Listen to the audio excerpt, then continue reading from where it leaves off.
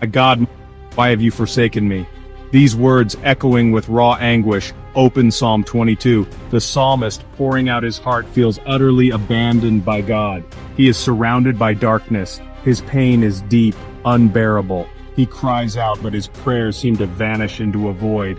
He feels like God is distant, unhearing, absent. The weight of his suffering is crushing. Where, he wonders, is the God who promised to never leave him nor forsake him?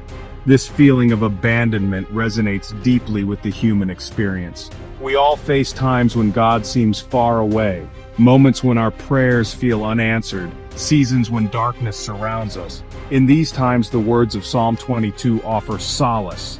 They remind us that we are not alone in our suffering. Even the psalmists, those who walk closely with God, experience moments of profound doubt and despair. Yet even in the depths of despair, a glimmer of hope emerges. The psalmist, amidst his cries of anguish, remembers God's faithfulness. He recalls God's past deliverances. He remembers how God rescued his ancestors from slavery in Egypt, how he parted the Red Sea. He remembers how God has always been a shield and a fortress for his people. This shift from despair to remembrance is crucial. It marks a turning point in the psalm. The psalmist, by recalling God's past faithfulness, begins to find strength and hope for the present.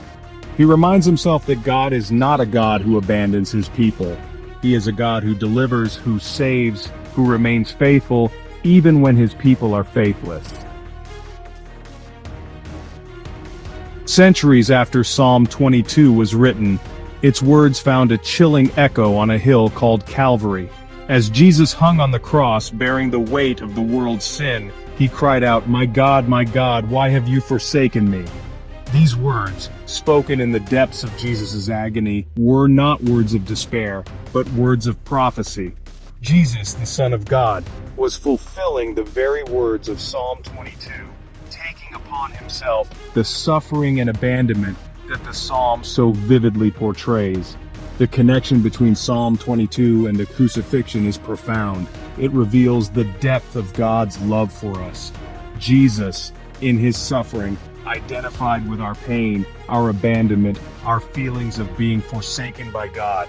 He became the embodiment of Psalm 22, experiencing its anguish firsthand so that we might find hope and redemption through him.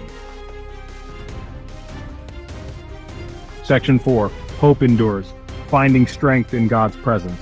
Psalm 22 doesn't end in despair. It culminates in a declaration of trust and a promise of future hope. The psalmist, despite his suffering, affirms his belief that God will deliver him. He declares that God will remember his covenant, that he will not forget the cries of the afflicted. He proclaims that future generations will worship God, praising him for his faithfulness and love. This message of hope resonates powerfully with us today.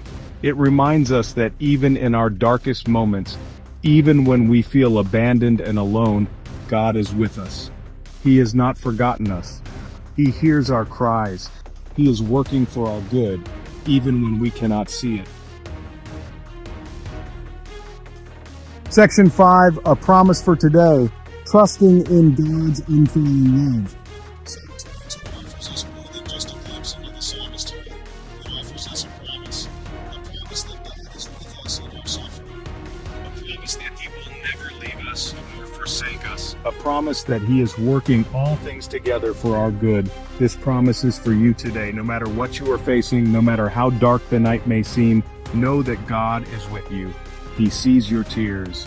He hears your cries. He will never leave you nor forsake you. Cling to his promises. Trust in his unfailing love. For even in the valley of the shadow of death, he is with you, and he will bring you through to the other.